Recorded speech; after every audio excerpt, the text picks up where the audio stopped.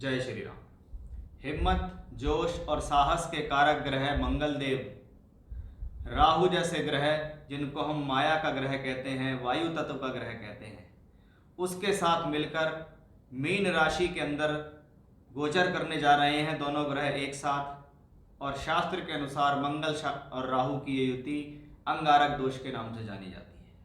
अब बृहस्पति की मीन राशि के अंदर मंगल का गोचर 23 अप्रैल से लेकर 1 जून 2024 तक रहेगा। 40 दिन की ये अवधि मंगल राहु की युति अंगारक योग के साथ गुरु की जल तत्व राशि के अंदर चलेगी। कैसा होगा परिणाम सभी राशियों के लिए इस वीडियो में खास तौर पे मैं चर्चा करने वाला हूं, इसलिए वीडियो में बहुत अंत तक बने रहिए, जिससे आपसे कोई भी विशेष जानकारी ना छूट जाए।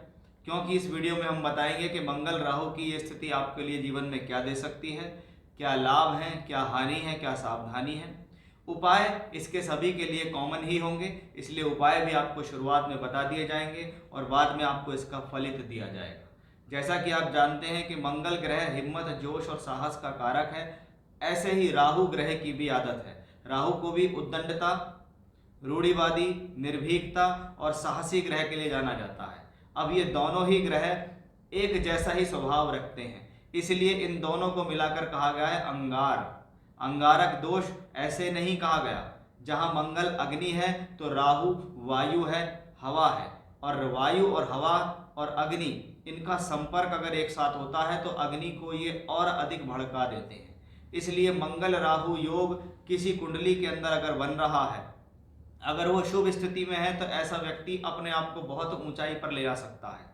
और अगर ऐसी अशुभ स्थिति के अंदर बन जाता है तो ऐसे लोग जीवन में अपनी जिंदगी को अपने आप ही बर्बाद भी कर लेते हैं।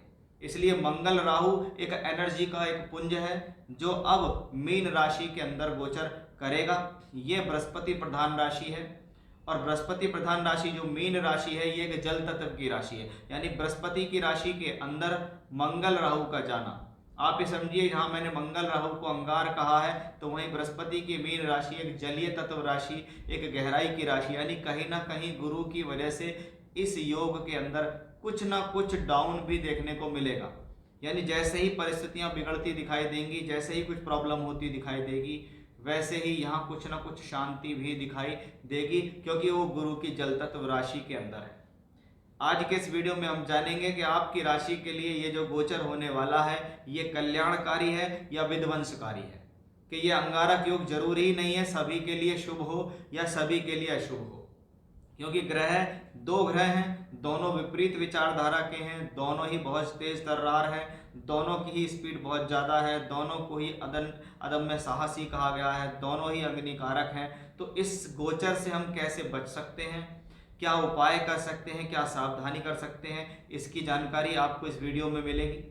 सबसे पहले मंगल और राहु इस दौरान खास तौर पे मंगल इस दौरान 3 नक्षत्रों से गुजरते दिखाई देंगे। क्योंकि मंगल क्या है, इस दौरान पूर्वी भाद्रपद, उत्तरी भाद्रपद और रेवती, जो कि मीन राशि के अंदर ये तीनों नक्षत्र आते हैं। अगर आपको मंगल की दशा चल रही है तो आपका प्रभाव ज़्यादा है, क्योंकि वे गुरु की राशि में गोचर हो रहा है, राहु इसके साथ है, तो मंगल गुरु या राहु से संबंधित दशा अंतर प्रत्यंतर है, तो आपके ऊपर इस गोचर का प्रभाव ज़्यादा होगा। खास तौर पे जिन लोगों की कुंडली के अंदर मीन राशि में प्लैनेट बैठे हैं, क्योंकि मीन राशि में प्लैनेट बैठते हैं पूर्वी भाद्रपद, उत्तरा भाद्रपद और रेवती नक्षत्र में, तो उसमें भी पर्टिकुलर कोई ग्रह बैठे हुए हैं तो भी आपके ऊपर इफेक्ट ज़्यादा होगा।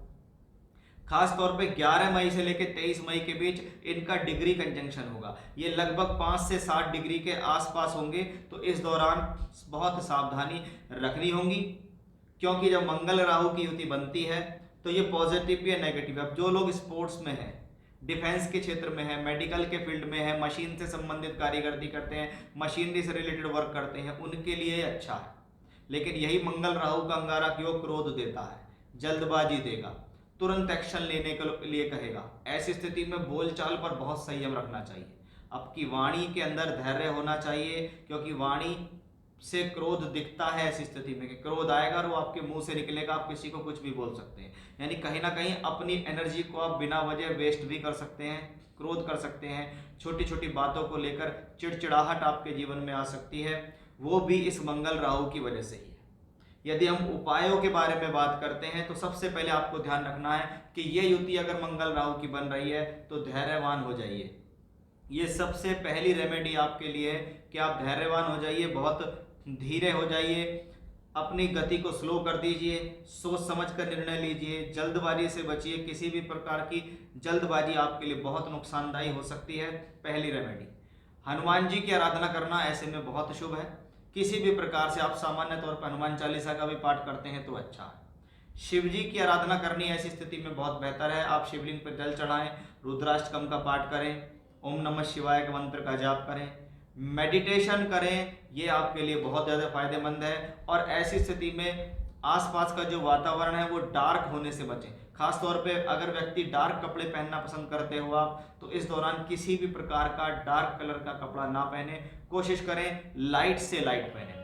भाई नीचे अगर आप किसी प्रकार की जीन्स या पैंट पहनते तो वो डार्क हो सकती है, लेकिन ऊपर का आवरण लाइट ही होना चाहिए। इस बात का ध्यान आपको विशेष तौर पे रखना होगा।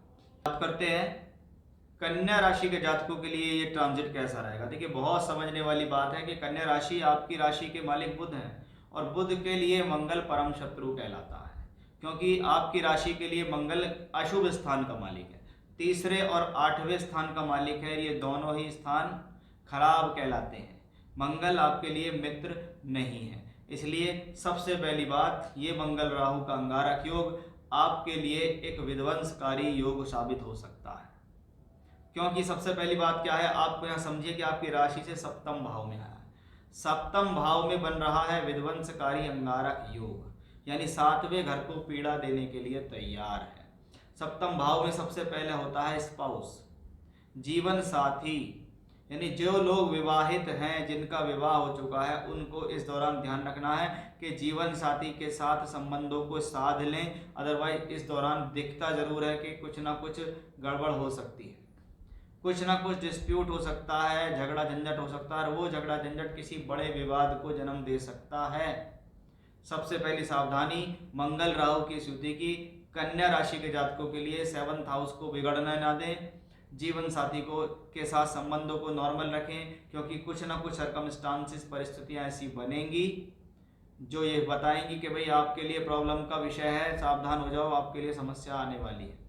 7th हाउस पब्लिक इमेज, कुछ ऐसा काम ना करें जिससे सामाजिक रूप से आपकी पब्लिक इमेज खराब हो। 7th हाउस कहीं ना कहीं कर्म और कार्य क्षेत्र के लिए जाना जाता है। अपने ऑफिस में किसी से कोई आर्गूमेंट्स होने से बचें, बॉस के साथ आपकी कोई प्रॉब्लम ना हो जाए, आपके क्लाइंट्स के साथ आपकी कोई प्रॉब्लम ना हो जाए, क्योंकि मंगल राहु की युति है, अंगारक योग है, यानी किसी ना किसी प्रकार से ये कॉम्बिनेशन इस बात को बताता है कि कुछ एग्रेशन के कारण आपके साथ प्रॉब्लम्स होंगी। यानी सब चीज़ का जो आधार होगा वो क्या होगा कि आपकी टॉलरेंस पावर कम हो जाएगी, आपकी किसी भी चीज़ को झेलने की क्षमता कम हो जाएगी। फिर आप कहेंगे कि मुझे क्रोध आ गया, और वो क्रोध आपकी भाषा शैली में झलकेगा।